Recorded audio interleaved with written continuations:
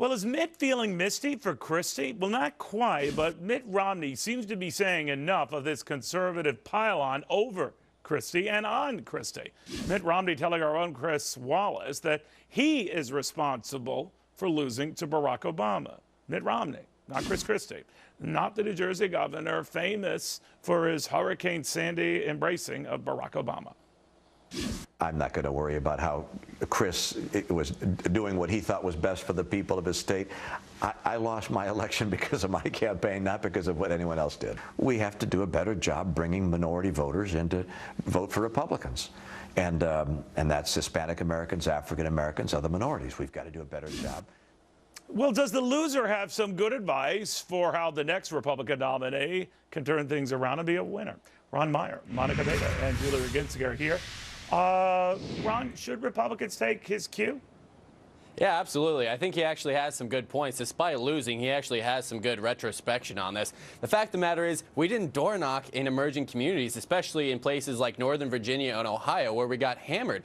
The fact of the matter is, we lost Asians and Hispanics 70-30, and we lost African Americans by even more than that. We lost young people 60-40. The fact of the matter is, we're not on campuses, we're not in these communities, and how are people supposed to trust you, think you care about them, when they've never seen you, they've never seen people that work for you, they've never seen people who are volunteering for you? How are they supposed to trust you? So I think he absolutely has it right. We need a better outreach strategy. We need to actually have some credibility, not just show up the day before the election and say, hey, we're here, vote for us. Actually go up and make friends. We're going to speak Spanish at an event.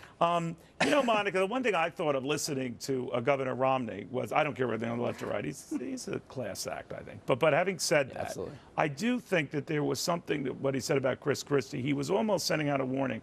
However you feel he might or might not have impacted my race, and apparently the governor's, Romney seems to feel it didn't. It was his screw up. Then is he warning Republicans not to push a guy like Christie aside or not invite him to events because it looks self-defeating? Yes, I think there very much is that message. I think in the last campaign, the Republicans really missed out on the moderate voters, and the moderate voters are the ones that often don't want you in their pocketbook, and they also don't want you in their personal life. And so some of these social issues... And that's the balancing line that Christie walks, right? Christie walks whatever walk he wants to walk, and I think a lot of people appreciate that. And it's the free thinking and willingness to piss off the base that I think the Republican Party really needs to embrace and push forward, because even McCain changed his tone when he went onto the national spectrum. Romney changed his tone. He was far more moderate before, and I think it's to the detriment of everyone. But you know, Julie, you've kind of educated me about both parties' nominees. The Republicans run to the right and the Democrats run to the left. They rush back or try to in the middle.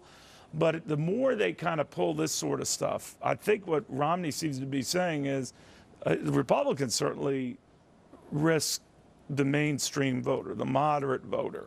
Well, there seems to be, and it's been a while since we've sat through a Democratic primary, but I don't remember this kind of litmus test that you had in the Democratic primary between Obama and Hillary on substantive issues that I saw last year during the Republican primary. Well, I mean, they were both arguing out on the left. They were both, yeah, exactly right. But I mean, it wasn't that you had to absolutely, Mitt Romney had to completely take his Massachusetts record and just tear it up essentially and come out against Romneycare by virtue of coming out against Obamacare, say that he wasn't going to support a balanced But budget. the argument was, had he not done, and it's a traditional argument that Democrats have to pull this on the left, that you can never get past your party's nomination. Well, so with Christie alienated the conservative base, he can't get past that to ever get elected. But look, look at what Christie's doing in New Jersey. I actually happen to know Chris Christie quite well, and actually happen to like Chris Christie as a Democrat. I mean, the reason I like Chris Christie is because he's espoused a lot of the same values that I believe in as a Democrat. You don't have any. But that's going to make everyone here kind of rethink the whole it may make people rethink it, but I'll tell you something. If you guys want to be competitive in 4 years, you got to look at. What do you make of that? Every single voter out there is making choices. They're either deciding, I'm going to go with my moral take, I'm going to go with my quantitative take or financial take. Better economy means more to me versus my personal rights. And I think on both sides, you've got black people who are overwhelmingly against abortion, but they're voting Democratic. And so I think across the spectrum, people are making choices, and we have to make it easier for them that's a good to point. support But you this know, party. Ron, I look back at what Romney was saying. I look at, yes, he lost, and the electoral vote, he lost a lot. But he didn't get annihilated. He got 40, oddly enough, 47% of the vote.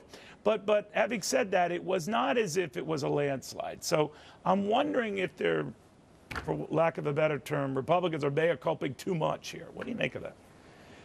Yeah, I think there's a point to that. I think with Chris Christie especially, I actually don't think he didn't get invited because he's a moderate. I mean, the people who run CPAC, frankly, aren't all from super conservative circles. Al Cardenas, who runs CPAC, endorsed Charlie Crist, campaigned for Charlie Crist against Marco Rubio. They've invited an MSNBC contributor there who's a liberal. I mean, I don't think CPAC is doing a litmus test for conservatism necessarily. What was their standard by which they didn't invite him? That's a great question. I'm not CPAC, and unfortunately, I think Chris Christie should be there. I'm really upset at him more for actually saying that the pork in the Sandy Aid bill was okay than actually this other stuff. What made me upset I think what stuck in their craw was him going after Speaker Boehner, and then, then accepting the whole Medicaid thing as part of the health care law, maybe exactly. for perfectly valid reasons, but he looked too malleable on these issues. Listen, he should speak. There's other governors who like Bob McDonnell speaking at CPAC, and he hiked taxes in Virginia, or he's about to hike taxes in Virginia, and he's speaking there. They just, the funny part is the big winner in this whole CPAC thing is Chris Christie. He's running in an overwhelmingly Democratic state. For him to go to CPAC would have been a huge political error if he's running for re-election, which he is this year in New Jersey. And I think it they've actually done him a favor. But if you're Chris Christie, could you turn around and you almost wonder, these same Republicans who are rejecting me, the economy gets a little bumpy, or Republicans lose control of the House, they're going to come running back to me like nobody's business. Well, I think the free thinkers are looking at Christie like, yeah, he's not going to CPAC. He tells them like it is, and I think. But normally, civil wars within parties are not constructive to that party. Not in the first year. But you're going to see Christie move, I suspect, significantly to the right the minute he's getting through this New Jersey election. Well, business guys like him, Ron, back to the very DNA of this show, they love him. They think that he preaches to their choir, and he's the guy who has the best chance. Are they right? I think, it's great that he talks straight. I think he has put in some decent economic policies in New Jersey. Do I think he's a legitimate contender? Yeah, I think he is. Should he run? Sure, he should. But I think there's other candidates who are probably better for Republicans in the future. Someone like Bobby Jindal, who's totally turned around a state that was absolutely corrupt, absolutely bankrupt, and turned it into a great state. I think there are other candidates like Rand Paul and Marco Rubio who are young and fresh and offer some really promising things. I don't think necessarily Chris Christie has to be he's not any savior of the Republican Party per se, and he's not a great articulator of conservatism all the time. People like him because he speaks what he thinks, and there's something to be said about that. There's a lesson for politicians there too. All right. We will come back and steal you guys. You hang on there, young lady. We're going to have more on a lot of other issues on